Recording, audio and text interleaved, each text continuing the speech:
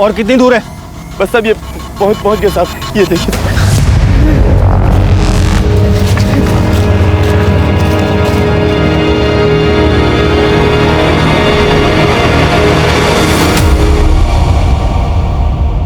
नमस्कार, आदाब। मैं आदिल खान, क्राइम पेट्रोल दस्तक में आपका स्वागत करता हूं। क्राइम पेट्रोल के जरिए आपने हर तरह के जुर्म से जुड़े केसेस देखे होंगे, लेकिन यह केस अलग था। घटना देश के उस हिस्से की है जहां आम सुख सुविधाओं का अभाव रहता है। वहां ऐसा कुछ हुआ था जो एक नेशनल न्यूज बनकर सामने आया, जिसने पूरी इंसानियत को शर्मसार कर दिया था। इस केस के हर मोड़ पर मैं यही सोचता रहा कि क्या उस 10 साल की मासूम बच्ची फलक, जिसकी तस्वीर देखकर ही मन भर आता, उस मासूम बच्ची के साथ किसी की इतनी शदीद नफरत कैसे हो सकती थी। फलक, अरे कहाँ भागती जा रही है? सुन तो, अरे फलक, फलक, और लकड़ियां नहीं चाहिए, चल तू वापस आ जा। अरे चलते हैं। न जाने मौसम कब खराब हो जाए, इसलिए मैं ज्यादा से ज्यादा लकड़ियां काट कर रख लेती हूँ, बाद में काम आ जाएगी। अरे तू तो बुजुर्गों जैसी बातें करने लगी। अम्मी, आप ही तो कहते हो कि मैं आपकी दादी अम्मा हूँ, तो इस दादी अम्मा की बात मानो और घर जाओ। मैं लकड़ियां भी काट लाऊंगी और खेत भी लूंगी। ठीक है मेरी दादी अम्मा, लेकिन घर जल्दी आ जाना। हाँ ठीक है अम्मी।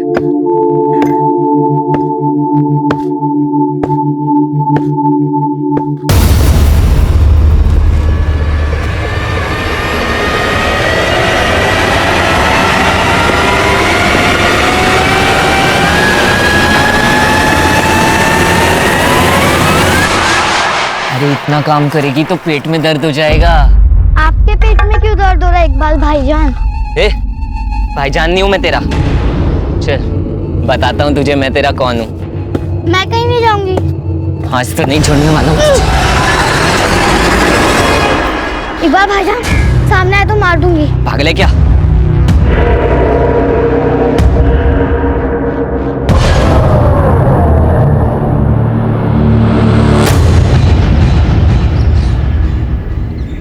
फलक बेटा, फलक,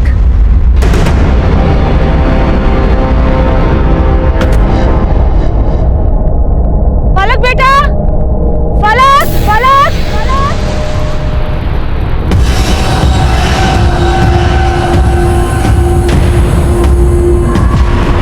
फलक के अब्बू, फलक के अब्बू, फलक कहीं नहीं मिल रही है।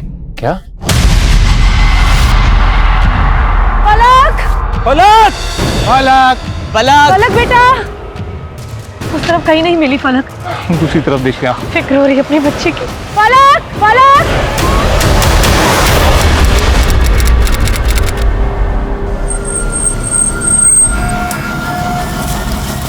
और कितनी दूर है?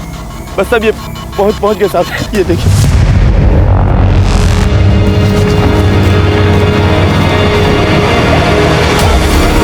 रंजीत, बॉडी को देख के लगता है बच्ची के साथ रेप भी हुआ है। बॉडी को पोस्टमार्टम के लिए भिजवाने का बंदोबस्त करो। सर।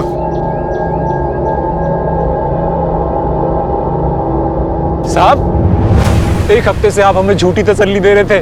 मैंने आपको पहले भी बोला था, इकबाल ने फलक की आबरू पे हाथ डाला था, लेकिन फिर भी आपने उसको अंदर नहीं किया। देखो सलीम, हमने तहकीकात की थी, लेकिन इकबाल के खिलाफ हमें एक भी ठोस सबूत नहीं मिला, तो हम क्या करते? लेकिन साहब मैं बोलूं, वो इकबाल ने। तुम्हारी बेटी पहले लापता थी, लेकिन अब उसकी लाश मिली है। तुम इकबाल की परवाह मत करो।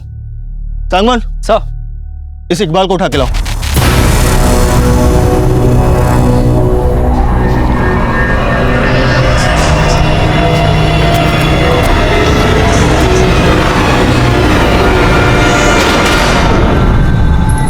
क्या नाम बताया तुमने? राजन राज। तो ये लाश सबसे पहले तुमने यहाँ पे देखी थी? हाँ साहब, मैं सुबह अपनी बेटी चिंटी को लेके यहाँ से निकल। बस बाकी बातें थाने में पूछेंगे। मंगत जी सर, इसे थाने लेकर आओ। चलो।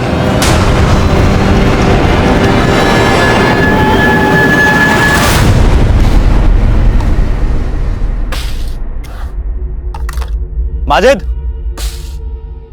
जी साहब। तेरा बेटा इकबाल का है? मालूम नहीं साहब। देख, मुझे सब पता है, तूने अपने बेटे को छुपाया ना? सच कह रहे हैं साहब, हमको कुछ पता नहीं है। जब से फलक की लाश मिली है वो भी गायब है साहब। देख, अपने बेटे को बचाने की कोशिश मत कर। उसको जल्द से जल्द थाने ले आ, वरना अगर हम लोगों ने उसे ढूंढा ना तो मुसीबत दुगनी हो जाएगी तेरी, समझा? मेरी बच्ची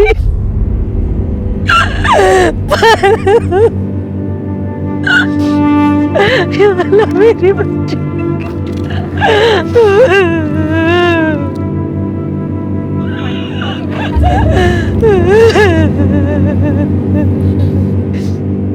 उस इकबाल ने क्या हालत कर दी मेरी बच्ची की। मैं उसे जान से मार दूंगी, उसको छोड़ूंगी नहीं। चुप हो जा गुलसुम, चुप हो जा।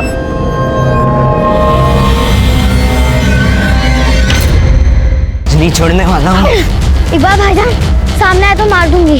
फलक क्या वो? फलक कहीं नहीं मिल रही है। फलक! फलक! तेरा बेटा इकबाल का है? हमको कुछ पता नहीं है। उस इकबाल ने क्या हालत कर दी मेरी बच्ची की। मैं उसे जान से मार दूंगी। तूने हमें जहां वो लाश दिखाई, वो एरिया हम पूरे 1 हफ्ते से छान रहे थे, लेकिन वो लाश सिर्फ तुझे ही दिखाई दी। ऐसा क्यों? साहब मेरा भी रोजाना उस रास्ते से आना जाना रहता है। मुझे लगता है साहब कल रात में किसी ने लाश जंगल में फेंक दी होगी। ऐसा भी तो हो सकता है वो लाश तूने फेंक दी हो। पहले उस बच्ची फलक के साथ तूने 1 हफ्ते तक रेप किया, और जब जी भर गया तो उस लड़की को मार के वहां फेंक दिया। क्या कह रहे हो साहब? मैं बाल बच्चे वाला आदमी हूँ और फलक मेरी बेटी की उम्र की थी। लेकिन फलक थी वनराय समुदाय की और तू ठहरा पौरा समुदाय का। लकड़ी काटने से लेकर छोटी छोटी बातों पर तुम लोगों का झगड़ा होता रहता है। हो सकता है उस लड़की को मार के तूने बदला ले लिया हो। नहीं साहब, माना कि हमारे समुदायों के बीच में दुश्मनी है, लेकिन साहब हमने आज तक एक दूसरे की बहू बेटियों पे हाथ नहीं डाला। और साहब वो तो बच्ची थी। जब तक ये तहकीकात खत्म नहीं हो जाती तू ये गांव छोड़कर जा नहीं सकता कहीं भी। चल निकल यहाँ से।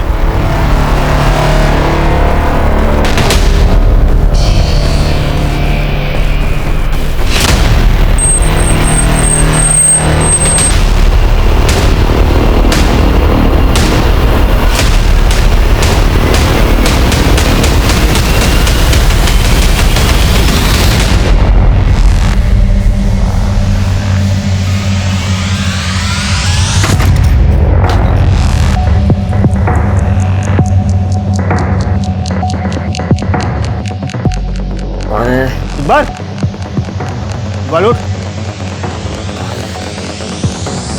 नशे में लग रहा है। उठा के लेके चलो इसको, उठाओ।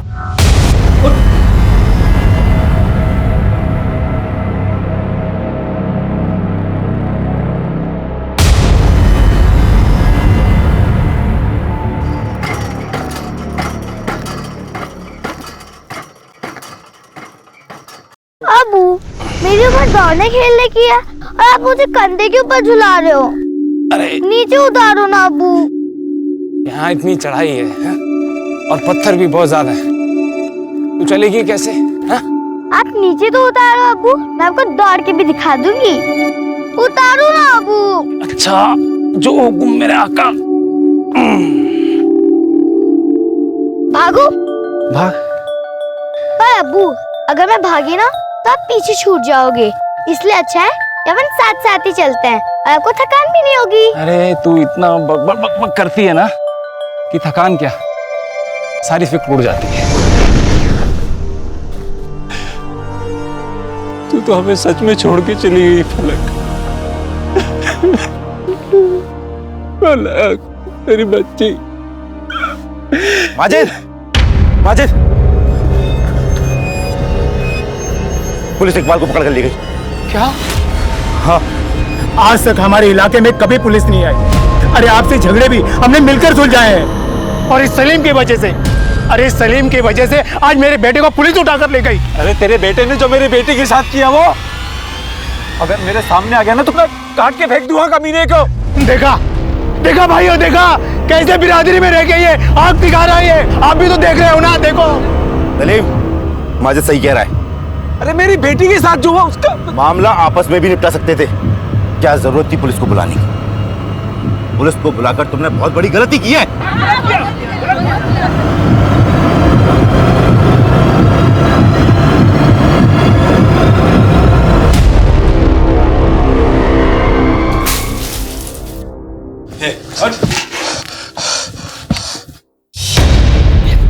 तू भी ड्रग्स के नशे में था, और फलक की पोस्टमार्टम रिपोर्ट में भी आया है कि उसे ड्रग्स का नशा देकर उसके साथ गैंग रेप किया गया था। तो बता, तेरे साथ कौन कौन लोग थे जिन्होंने उसका रेप किया? बोल। हाँ, मैंने कुछ नहीं किया है। कुछ नहीं किया? झूठ बोलता है? तो फिर तू वहां क्या कर रहा था? तेरी पहले से ही बुरी नजर थी ना फलक के ऊपर।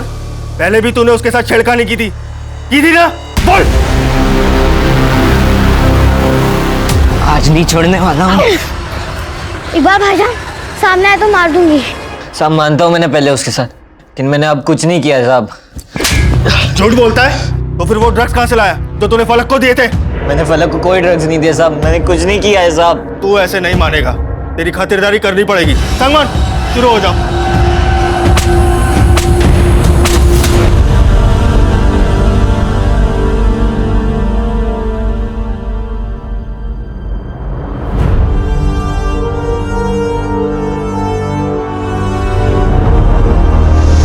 अगर मैं भागी ना तो आप पीछे छूट जाओगे, इसलिए अच्छा है कि अपन साथ साथ ही चलते हैं।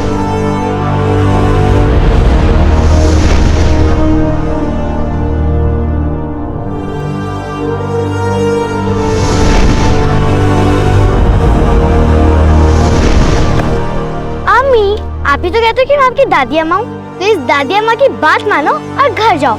मैं लकड़ा भी काट लाऊंगी और खेल भी लूंगी।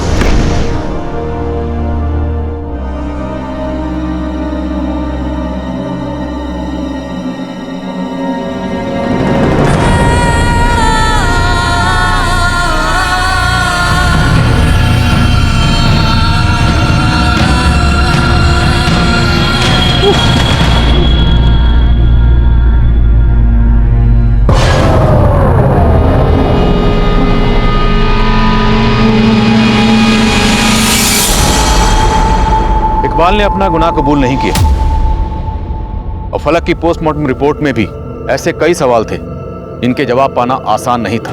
फलक को नशे की दवा खिलाकर गैंग रेप किया जा रहा था, तो इकबाल अकेला गुनहगार नहीं हो सकता था। तो वो कौन कौन थे और कितने लोग थे? लोकल पुलिस मान रही थी कि इकबाल के जरिए बाकी लोगों तक पहुंचा जा सकता था, लेकिन जब इकबाल को अदालत में पेशी के लिए ले जाया जा रहा था तो पुलिस कस्टडी से फरार हो गया। इसके बाद इस केस में मेरी एंट्री हुई।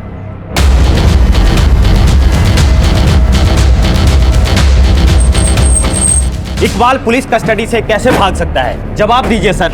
फलक को इंसाफ कब मिलेगा? देखिए, फलक को इंसाफ दिलाना हमारी जिम्मेदारी है और वो हम दिलाकर रहेंगे। और रही बात इकबाल की, उसे हम जल्दी ढूंढ लेंगे। थैंक यू सर एक मिनट सर, एक सवाल सर।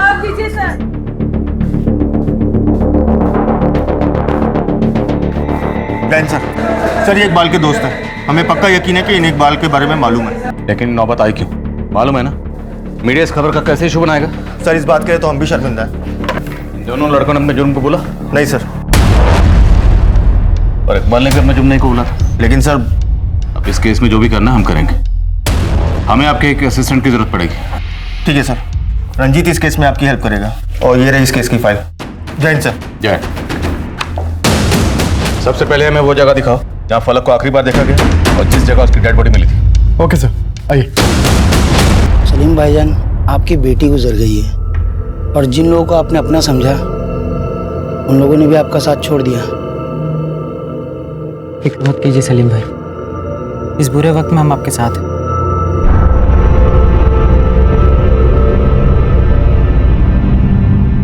ये सलीम भाई हमसे कुछ बोल क्यों नहीं रहे? कहीं वो पहले वाली नाराजगी तो नहीं पाल रखी है? तो फिक्र मत कर, जख्म ज्यादा गहरा है पर इस जख्म को हमें ही भरना होगा।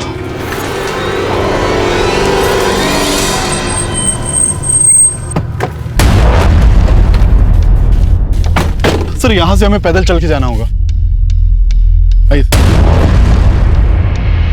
सर। फलक की अम्मी ने जब उसे आखिरी बार देखा तो फलक यहाँ पे लकड़ियां काट रही थी। उसके बाद फलक की अम्मी यहाँ से अपने टेंट वापस चली गई, लेकिन फलक यहाँ पे अकेली थी। क्या हुआ दादी अम्मा, चले अब घर? अरे नहीं अम्मी, बस थोड़ी देर और, आप जाके खाना बनाओ ना, मैं आती हूँ। ठीक है, लेकिन घर जल्दी आ जाना, खाना बनने से पहले। ठीक है अम्मी। सर कुछ घंटे बाद फलक की अम्मी जब उसे ढूंढते हुए यहाँ पहुंची तो फलक यहाँ नहीं थी और यहाँ पे कुछ लकड़ियां पड़ी हुई थी जिन्हें शायद फलक ने काटा था। यानी यहाँ से उसका अब्डक्ट किया गया। तो फलक को यहाँ से ले जाकर 7 दिन तक कैद रखा गया। लेकिन सर फलक को यहाँ से कहाँ ले जाया गया? इसका कोई ट्रेल नहीं मिला था। फलक की डेड बॉडी कहाँ मिली थी? सर फलक की लाश यहाँ पे मिली थी। लाश बहुत ही बुरी कंडीशन में थी, देख के हम सबकी रूह तक कांप गई थी। 7 दिन तक लगातार फलक को ड्रग दिया जा रहा था, वो भी एम्प्टी स्टमक, और लगातार उसका गैंग रेप किया जा रहा था। इतनी नफरत अकेले इकबाल तो नहीं निकाल सकता। क्या कुछ सहा होगा उस मासूम ने, तसव्वुर करना भी मुश्किल है। और हैरानी की बात यह है कि फलक की बॉडी पर कोई डीएनए नहीं मिला।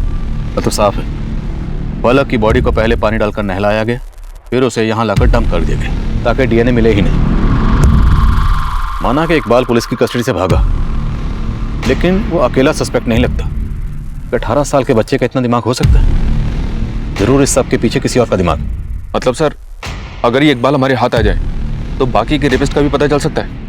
लेकिन इकबाल के हाथ लगने तक हम हाथ पे हाथ रख के तो नहीं बैठ सकते ना।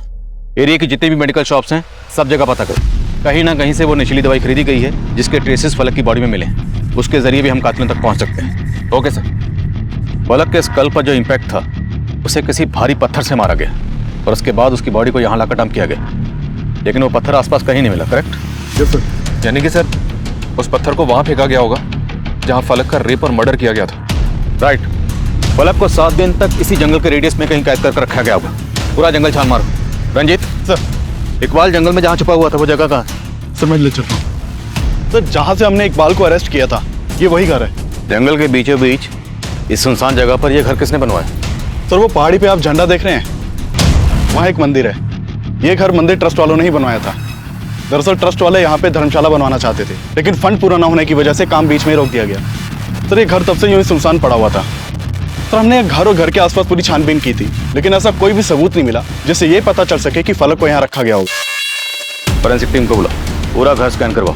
हो सकता है कोई टेक्निकल एविडेंसेस मिले। और वो पत्थर जिससे फलक का चेहरा कुचला गया था, वो भी आसपास ही कहीं होगा। छान मारो।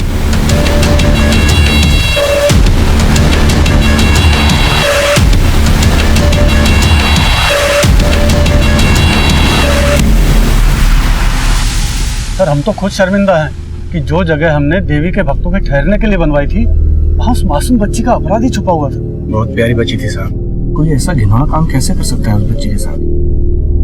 आपकी तारीफ। सर ये इस मंदिर के ट्रस्टी हैं। 21 अप्रैल को यहाँ पे कोई भंडारा था? जी साहब। हाँ साहब, काफी लोग आए थे आसपास से। 21 अप्रैल को ही फलक की लाश मिली थी। इस भंडारे में कितने लोग शामिल हुए थे? आसपास के इलाके के तकरीबन 400-500 लोग प्रसाद ग्रहण करके गए हैं। इतना बड़ा उत्सव था तो उसकी वीडियो रिकॉर्डिंग भी हुई होगी। हाँ साहब, आप बताइए हम कैसे मदद कर सकते हैं आपकी? मुझे भी रिकॉर्डिंग देखनी है। ठीक है साहब, मैं इंतजाम करवाता हूँ। जितनी जल्दी हो सके इंतजाम करवाइए प्लीज। हाँ ले। एक बात पता चली है सर, फलक के पेरेंट्स को उसकी वंडाई कम्युनिटी ने अपनी कम्युनिटी से बाहर निकाल दिया था, क्योंकि उसने अपनी कम्युनिटी के इकबाल को अंदर करवाया था। और अब वो लोग सलीम को वापस अपनी कम्युनिटी में लेने के लिए उस पर दबाव डाल रहे हैं कि वो इकबाल के ऊपर से अपना केस वापस ले ले।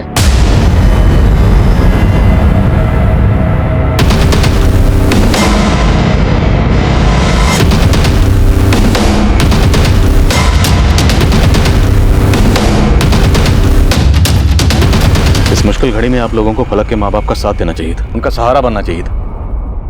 आप लोग उनके जले पे नमक छिड़क रहे हैं। साहब, आप लोगों को हमारे मामले में पढ़ने की कोई जरूरत नहीं। आज तक हमारी बिरादरी में कभी पुलिस नहीं आई है, लेकिन इन लोगों की वजह से हमें रोज आपकी शक्ल देखनी पड़ रही है। तो ये सब करके आप एक बच्ची के रेपिस्ट इकबाल की पैरवी कर रहे हैं? नहीं साहब, मेरा बेटा बेकसूर है साहब।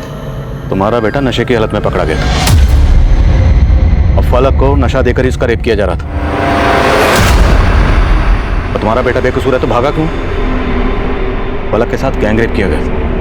हो सकता है उसके बाकी मुजरिम भी यही मौजूद हो, जिनको बचाने की तुम सब कोशिश कर रहे हो। साहब, हम किसी को बचाने की कोशिश नहीं कर रहे हैं। हम लोगों को 2 वक्त की रोटी बड़ी मुश्किल से नसीब होती है, और हमारे बच्चों के पास नशा करने के लिए पैसा कहाँ से आएगा? मुझे पूरा यकीन है ये सब पूरा समुदाय के लोगों की करतूत है। पूरा समुदाय? जी हाँ साहब, वो लोग कभी हमारा भला नहीं चाहते। आप खुद सोचिए साहब, पूरे जंगल को, पूरे गाँव को पुलिस ने छान मारा, कुछ नहीं मिला, लेकिन अचानक से पूरा समुदाय के राजन को वहाँ पर फलक की लाश मिल गई। मैं मानता हूँ कि इकबाल ने फलक के साथ छेड़छाड़ की होगी, लेकिन उसका इतना बुरा असर नहीं कर सकता साहब। वो अपनी बिरादरी के लिए लोगों से लड़ जाता है साहब। अभी कुछ दिन पहले वो मोहन से भिड़ गया था। यहाँ कैसे आया तू? लकड़ियाँ काट रहा है? तेरे बाप का इलाका है क्या? तो क्या तेरे बाप का है? साले मुझसे जबान लड़ाता है तू। साले हाथ कैसे लगाया तूने? हाथ कैसे लगाया? साले मोहन कौन? ये पौरा समुदाय का है? नहीं साहब, मोहन पौरा समुदाय का नहीं है। वो मंदिर वाले अजय बाबू है ना, उनका भतीजा है साहब। और साहब मैं पक्का बोलता हूँ, फलक के साथ जो कुछ भी हुआ है उसका जिम्मेदार ये पौरा समाज के लोग हैं साहब। और आपके पुलिस वाले मेरे बेटे को परेशान कर रहे हैं साहब। अब तुम अपने बेटे को बचाने के लिए पुलिस वालों के बारे में कुछ भी उलझुल बक रहे हो? मैं कुछ भी उलझुल नहीं बक रहा हूँ साहब, मैं सच कह रहा हूँ। मेरा बेटा बेकसूर है साहब।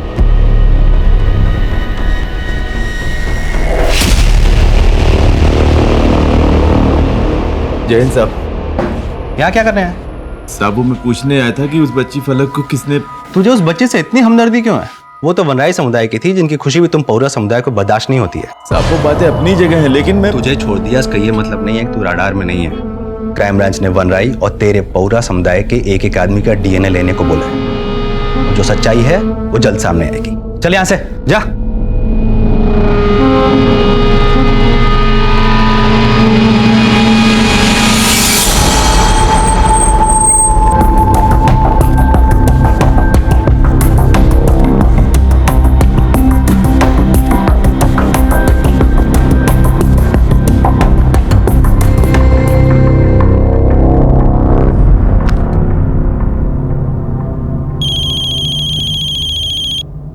ललित सर, एक गांव वाले से काम की इन्फॉर्मेशन मिली है। फलक की डेड बॉडी मिलने के एक रात पहले जिस जगह पर उसकी लाश मिली थी, वहां 2 लोगों को स्पॉट किया गया था। उसे रोक कर रखो, मैं पहुंच रहा हूं।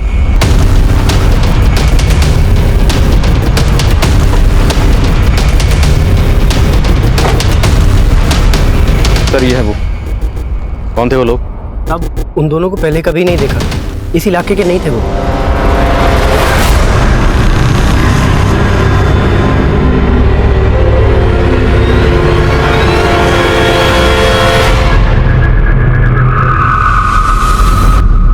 स्केच बनवा सकते हो? सब वो लोग इतनी तेजी से निकले कि मैं उनका चेहरा नहीं देख पाया। एक तरफ ये आदमी बोल रहा है कि वो लोग इस इलाके के नहीं थे, मतलब इसने उन लोगों को अच्छी तरह से देखा होगा, लेकिन जब स्केच बनवाने के लिए कहा तो मना कर रहा है। कहीं इसने किसी के प्रेशर में तो ये बयान नहीं दिया था? इसके बारे में भी पता करता हूँ सर। जिन लोगों ने भी फलक के साथ ये सब कुछ किया है बहुत ही शातिर दिमाग के हैं, और इस आदमी का बयान इस शक का जवाब दे रहा। हो सकता है फलक के साथ ये सब कुछ करने वाले इस इलाके के ना हो। इसका मतलब सर आप ये मानकर चल रहे हैं कि इकबाल इसमें शामिल नहीं है? इकबाल शामिल हो सकता है, लेकिन किसी बाहर वाले के इन्वॉल्वमेंट की पॉसिबिलिटी को नजरअंदाज नहीं कर सकते। दम डाटा निकालो।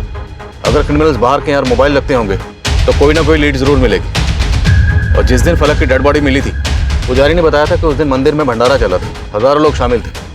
मैंने उस दिन की फुटेज मांगी थी। क्या हुआ उसको? आज सुबह ही मिले सर, चेक करवाता हूँ।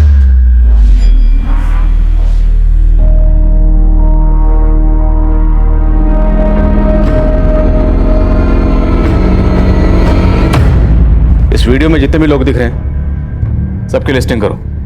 पता करो कौन इस इलाके का और कौन नहीं। सबके फोन नंबर, एड्रेस मुझे चाहिए। Okay sir. सर हमने ऐसे 25 लोगों को ट्रैक डाउन किया है जिन्होंने आसपास के केमिस्ट से वही सेडेटिव्स खरीदे थे जो फलक के ब्लड में पाए गए थे, लेकिन सर उनके खिलाफ कुछ नहीं मिला है क्योंकि उन सभी ने परचेसिंग प्रेस्क्रिप्शन से ही की थी। उन 2 लोगों के बारे में कुछ पता चला जिनके बारे में उस गाँव वाले ने बताया था? फिलहाल तो कुछ नहीं सर, पर लगता नहीं कि वो आदमी गलत बयान देगा। उसके बारे में पता किया मैंने, लोकल विलेजर है और वनराई कम्युनिटी से उसका कुछ लेना देना नहीं है। तब ये दोनों लोग वही हो सकते हैं जिन्होंने फलक के साथ। दम डाटा निकला? या सर, दम डेटा पे काम करना शुरू कर दिया है। इकबाल के फादर और उसकी कम्युनिटी पे लगातार नजर बनाए हुए हैं। इकबाल के बारे में तो कोई लीड नहीं मिली है सर, पर इस मोहन के बारे में पता किया मैंने, लोकल रेजिडेंट है। कैसा बदला साहब? प्लीज सर, मुझे इन सब चीज में मत घसीटिए। मेरा इन सब चीज से कोई लेना देना नहीं है सर। उससे इकबाल के बारे में तो कोई इन्फॉर्मेशन नहीं मिली सर, पर एक बात पता चली है, और वनराई कम्युनिटी के लोगों का अक्सर आपस में झगड़ा होता रहता है लकड़ी काटने को लेकर। इन दोनों कम्युनिटीज के झगड़े जंगल के बंटवारे को लेकर कभी खत्म ही नहीं होते। और वो पौरा समुदाय का राजन जिसने फलक की डेड बॉडी को देखा था, उस राजन के खिलाफ कुछ मिला?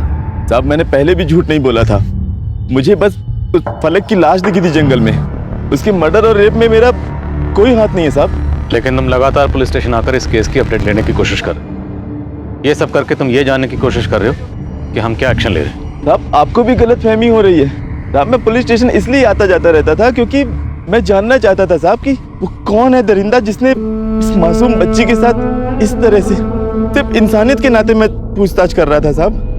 क्योंकि मैं भी एक बेटी का बाप हूँ और एक बाप के दर्द को समझता हूँ मैं, जिसने फलक को खो दिया।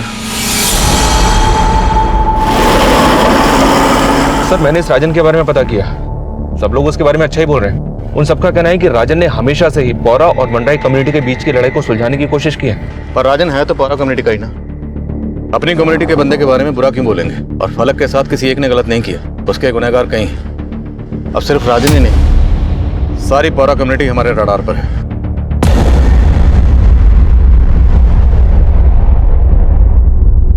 19, 20, 21, 22, 23, 24, 25। 25 तो सिर्फ इस तरफ के हुए मेरी दादी अम्मा, और उस तरफ के? अरे अम्मी ये तो बहुत आसान है। देखो अगर 25 इस तरफ के हुए तो इस तरफ भी तो 25 ही हुए ना। और 25, 25, 50। लो हो गई गिनती पूरी। हाँ हाँ मेरी होशियार मलिका। हाय मेरी जान, फलक से सीधा मलिक काम ना दे मुझे मलिका नाम पसंद नहीं है। क्यों? क्योंकि मैं फलक हूँ। जमीन पे फलक। वाह क्या नाम दिया बुजान ने मुझे। क्यों दिया था आपने नाम उसको? जमीन पे कभी फलक टिक सकती है क्या? चले गई ना हमें छोड़ के। ऐसे ही नहीं गई वो, बहुत मजबूत थी। उसका दम घोट दिया गया। 7 दिन तक लड़ती रही, लेकिन उसको नशा देके ये सब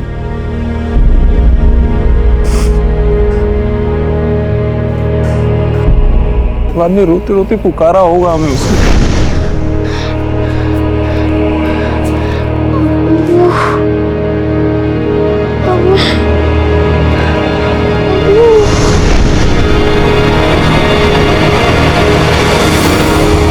भाईजान मुझे आप और भाभी को इस तरह बिरादरी से अलग देखकर अच्छा नहीं लग रहा है। आप लोग चलिए मेरे साथ कुल्लू घाटी, मैं वहां पर आप लोगों का रहने का सारा बंदोबस्त कर दूंगा।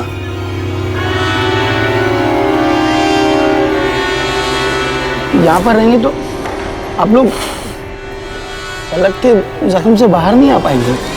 फलक किसी जमीन में दफन है, और जब तक मेरी बच्ची फलक को इंसाफ नहीं मिल जाता मैं इस जमीन को छोड़ के कहीं नहीं जाऊंगा, यहीं रहूंगा।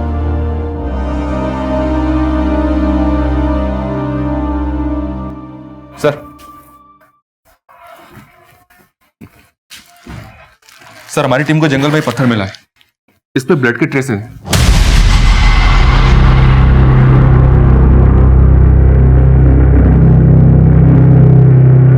इस पत्थर को फोरेंसिक के पास भिजवा, हो सकता है ब्लड फलक का। पत्थर कहाँ मिला? सर ये उस जगह से काफी दूर मिला है जहाँ इकबाल छुपा हुआ था। फॉरेंसिक टीम का मानना है कि उस जगह की अच्छी तरीके से सफाई की गई थी सबूत मिटाने के लिए। उसके बावजूद उनकी टीम को वहां से कुछ बाल मिले हैं। किसी लड़की के बाल लगते हैं? या सर बालों की लंबाई देख के लगता है फलक के हो सकते हैं। मतलब पूरे चांसेस हैं कि फलक को वहीं कैद करके रखा गया और सबूत मिटाने की कोशिश की गई। लेकिन इतना शातिर दिमाग जंगल में रहने वाले उन भोले वाले लोगों का तो नहीं हो सकता। तो सर आपको लगता है कि ये सब इकबाल ने नहीं किया?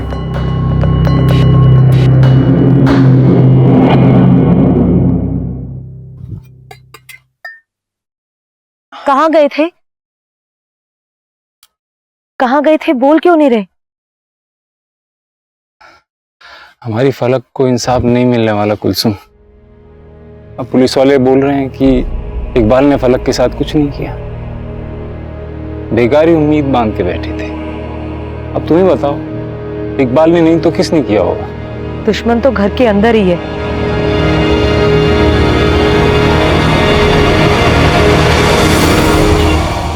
सर सर उस इलाके का डम डेटा स्टडी किया मैंने। पलक की लाश मिलने के एक रात पहले जिन 2 लोगों को उस गांव वाले ने पहचाना था, उनका पता चल गया है। वो दोनों सलीम के ही फुफेरे भाई हैं। नाम क्या है? नदीम और अफजल। अफजल और नदीम। अब ये अफजल और नदीम मंदिर के भंडारे में तो आएंगे नहीं। सर सलीम, अफजल और नदीम, इन तीनों की माँ आपस में बहनें थी। उनके नाम एक साजी की जमीन थी। बस उसी जमीन के बंटवारे को लेकर सलीम का नदीम और अफजल से झगड़ा चल रहा था। तो फलक के साथ जो हुआ वो कहीं इस झगड़े का नतीजा तो नहीं? और फलक की लाश को ठिकाने लगाने वाले कहीं यही 2 लोग तो नहीं?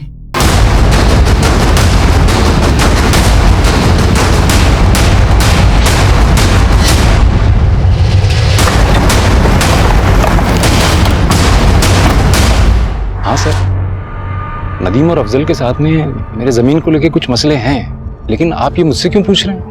कहीं ऐसा तो नहीं कि उन दोनों ने आपकी बेटी फलक के साथ? नहीं नहीं साहब, वो तो मेरे भाई हैं। माना कि सगे नहीं है और उनके साथ कुछ जमीन को लेके मसले चल रहे हैं, लेकिन वो मेरी बेटी फलक के साथ ऐसा कभी नहीं कर सकते। देखिए, जिस दिन फलक की बॉडी मिली उससे एक रात पहले ये दोनों उसी जगह देखे गए थे।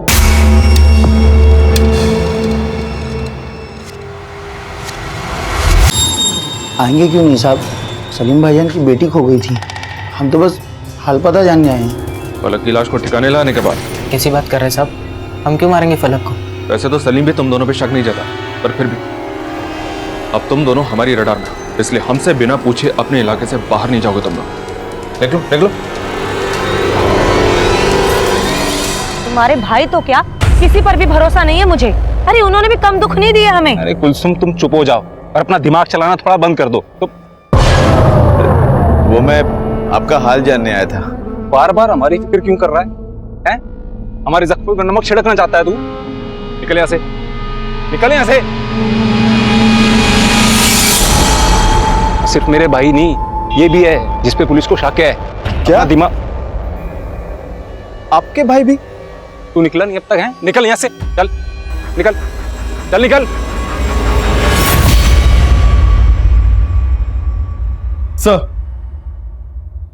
सर, जिन लोगों ने मेडिकल स्टोर से सेडेटिव खरीदा था उनमें से एक को जीरो डाउन किया है। सर, ये मयंक है। करीब 1.5 महीने पहले इसने सेडेटिव खरीदा था और फलक के गायब होने से कुछ दिन पहले इसने सेम दवाइयां दोबारा से खरीदी थी। क्या नाम बता? सर, मयंक।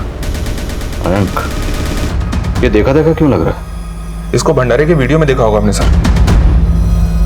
ले करो जरा।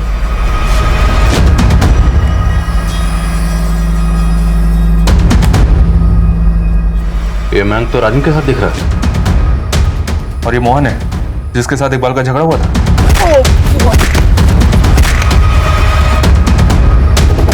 इस मोहन और मयंक से मिलना पड़ेगा।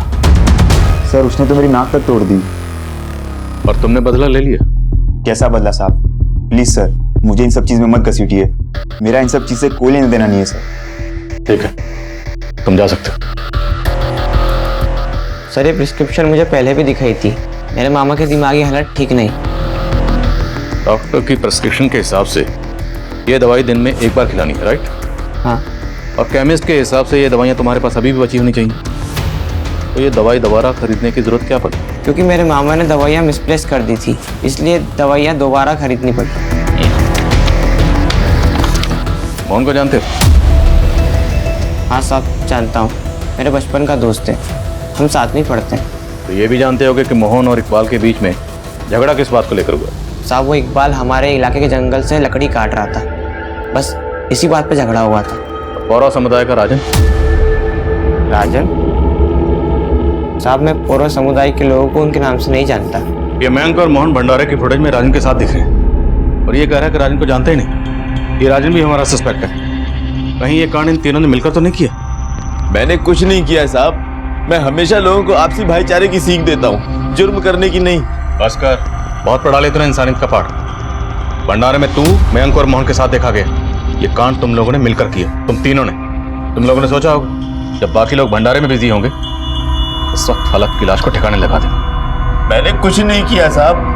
हाँ, भंडारे में मैं मयंक और मोहन के साथ था, लेकिन वहां से साहब मैं अकेला ही गया था। आपको यकीन नहीं आता तो साहब मंदिर वाले अजय बाबू, विनय बाबू से पूछ लीजिए। अजय या विनय?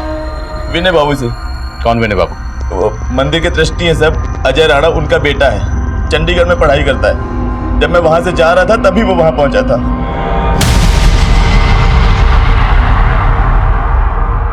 सर विनय भंडारे वाले दिन यहाँ नहीं था, पर आप ये सब क्यों पूछ रहे हैं? हम राजन के अलावा ही चेक कर रहे हैं। उसका कहना है कि भंडारे से जाते हुए विनय से मिला था। विनय? विनय सर चंडीगढ़ में पढ़ता है और वो उस दिन चंडीगढ़ में ही था। उसका एग्जाम था उस दिन। ये राजन जरूर कोई खेल खेल रहा है। कैसा खेल? सर ये तो आप पता लगाएंगे कि वो मेरे बेटे को लेकर झूठ क्यों बोल रहा है। सर उस दिन भंडारे में मौजूद सभी लोगों की लिस्टिंग की थी हमने, पर विनोद में नहीं देखा और सब लोगों से इंक्वायरी भी की, पर किसी को भी नहीं पता कि विनोद दिन यहाँ था। हो सकता है सर ये राजन झूठ बोल रहा हूँ।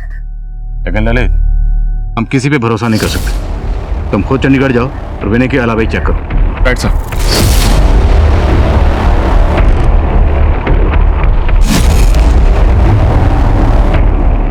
सर 21 तारीख को तो मेरा एसएसटी का एग्जाम था और गांव तो मैं गया ही नहीं था।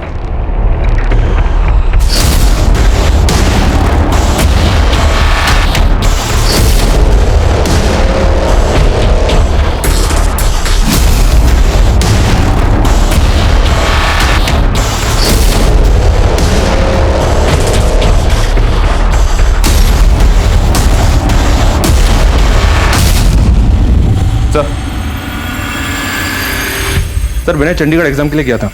अटेंडेंस रजिस्टर पे उसके साइन भी मिले हैं। पलक की बॉडी पे जो कपड़े हैं तुरंत मंगवा। Right sir.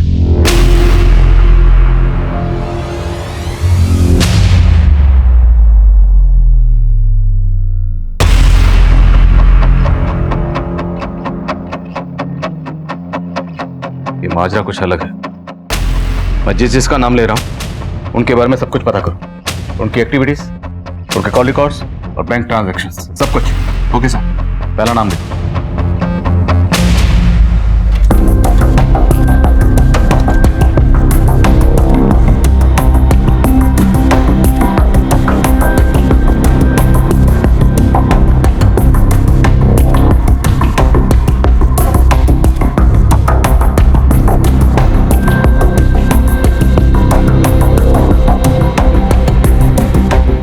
यस सर, उम्मीद है अब हम इस केस को जल्दी क्रैक कर लेंगे। Thank you sir. जय हिंद। सर फलक के गायब होने के बाद अजय राणा ने अपने बैंक से 4 लाख विड्रॉ किए थे। इस विड्रॉल के बारे में जब मैंने उससे पूछा तो उसने कहा कि वो पैसा उसने भंडारे में दान देने के लिए विड्रॉ किया था। लेकिन सर भंडारे में दान देने वालों की पर्ची को मैंने देखा तो उसमें अजय राणा के नाम पे सिर्फ 30,000 लिखे।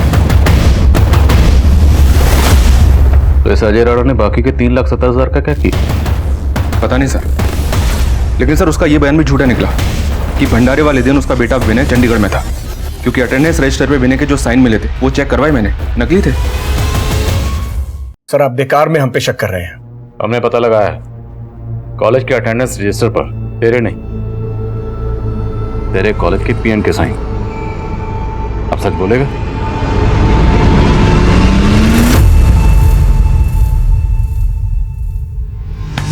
विनय ने तो सब कुछ सच बोल दी, बिना मार कर बच गए। अब तुम लोग पहले मार खाओगे फिर सच बोलोगे या ऐसे ही बोलोगे? सर पौरा समुदाय और वनराय समुदाय से हम तंग आ गए थे।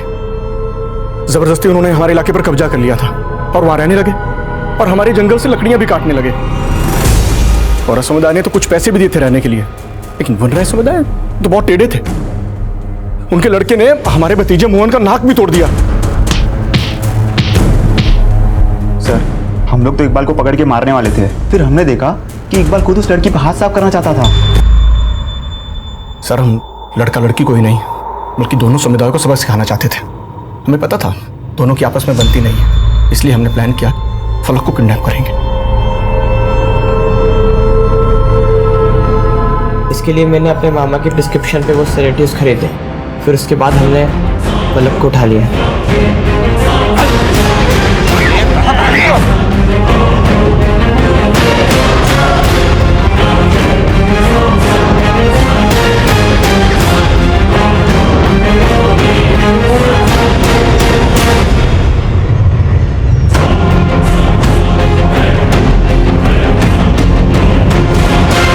पाँच दिन निकलने के बाद हमें लगा लड़की कभी भी मर सकती है। उसकी लाश को तो ठिकाने लगाना ही था। 2 दिन बाद मंदिर में भंडारा था, बहुत से लोग इकट्ठे होने थे, तो उसी दिन हमने सोचा कि इस काम को करेंगे। लेकिन तुम लोग जहां पर फलक का रेप कर रहे थे, वहीं से इकबाल गिरफ्तार हुआ। इसका क्या चक्कर है? इकबाल अपने लोगों के साथ फलक को ढूंढ रहा था, लेकिन उसको नहीं मालूम था कि हमने लाश को डंप कर दिया था। और जब हम वहाँ की सफाई कर रहे थे तो इकबाल वहाँ आ गया।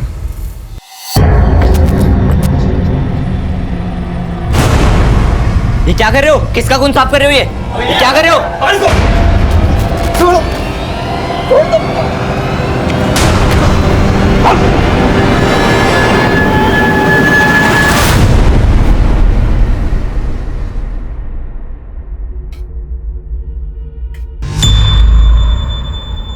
हमें पहले लग रहा था कि फलक की बॉडी को डंप करने से पहले ही उसके कपड़ों से डीएनए साफ किए गए होंगे, लेकिन फलक की डेड बॉडी की तस्वीर की गौर से जांच करने के बाद हम सबका राज खुल गया।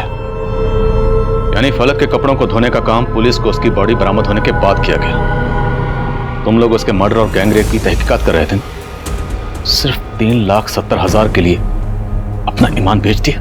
3,70,000 तो सिर्फ शुक्राना था। असल बात तो ये थी कि वे भी इन दोनों समुदाय से बदला लेना चाहते थे। तुम लोग पुलिस डिपार्टमेंट के नाम पर एक बदनुमा दाग हो।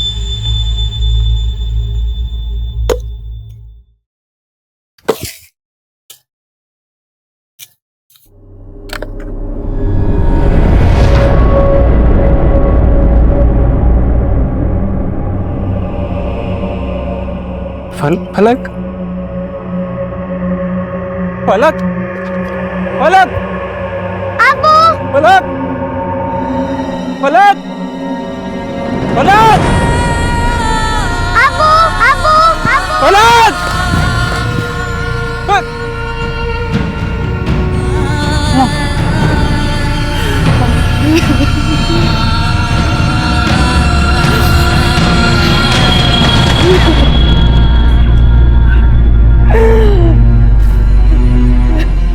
तकरीबन 40 दिन की तहकीकात के बाद फलक गैंग रेप केस सॉल्व हुआ। मैंने अपना काम कर दिया था, लेकिन मुझे चैन की सांस नहीं मिली, क्योंकि उस मासूम बच्ची फलक का चेहरा अभी तक मेरे जहन से नहीं निकल पाया। जो कुछ भी हुआ वाकई गैर इंसानी है। अतिक्रमण को लेकर जो मुठभेड़ वंडाई समुदाय के इकबाल और मोहन के बीच हुई थी, अगर वक्त रहते वहां के समझदार और बुजुर्ग लोग उसे सुलझा लेते तो फलक शायद आज भी हमारे बीच जमीन पर फलक की तरह होती। अब मैं आपसे इजाजत लेता हूं, आपसे फिर मुलाकात होगी एक और नए केस के साथ। तब तक देखते रहिए क्राइम पेट्रोल दस्तक। मकसद बताना नहीं, बचाना है। नमस्कार, आदाब। मैं आदिल खान क्राइम पेट्रोल दस्तक में आपका स्वागत करता हूं। क्राइम पेट्रोल के जरिए आपने हर तरह के जुर्म से जुड़े केसेस देखे होंगे, लेकिन यह केस अलग था। घटना देश के उस हिस्से की है जहां आम सुख सुविधाओं का अभाव रहता है। वहां ऐसा कुछ हुआ था जो एक नेशनल न्यूज बनकर सामने आया, जिसने पूरी इंसानियत को शर्मसार कर दिया था। इस केस के हर मोड़ पर मैं यही सोचता रहा कि क्या उस 10 साल की मासूम बच्ची फलक, जिसकी तस्वीर देखकर ही मन भर आता, उस मासूम बच्ची के साथ किसी की इतनी शदीद नफरत कैसे हो सकती थी। फलक, अरे कहाँ भागती जा रही है? सुन तो, अरे फलक, फलक और लकड़ियां नहीं चाहिए, चल तू वापस आ जा। अरे चलते हैं। न जाने मौसम कब खराब हो जाए, इसलिए मैं ज्यादा से ज्यादा लकड़ियां काट कर रख लेती हूँ, बाद में काम आ जाएगी। अरे तू तो बुजुर्गों जैसी बातें करने लगी।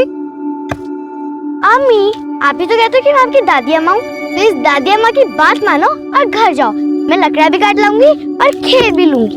ठीक है मेरी दादी अम्मा, लेकिन घर जल्दी आ जाना। हाँ ठीक है अम्मी।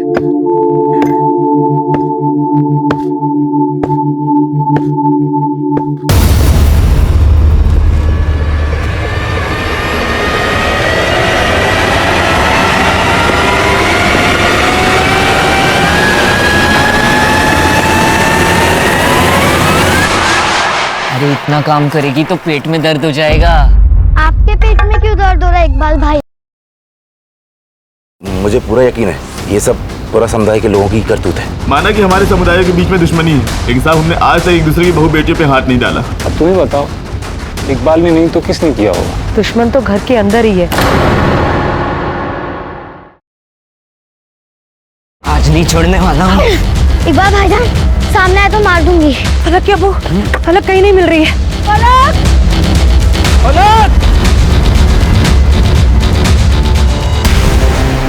तेरा बेटा इकबाल का है? हमको कुछ पता नहीं है। उस इकबाल ने क्या हालत कर दी मेरी बच्ची की, मैं उसे जान से मार दूंगी।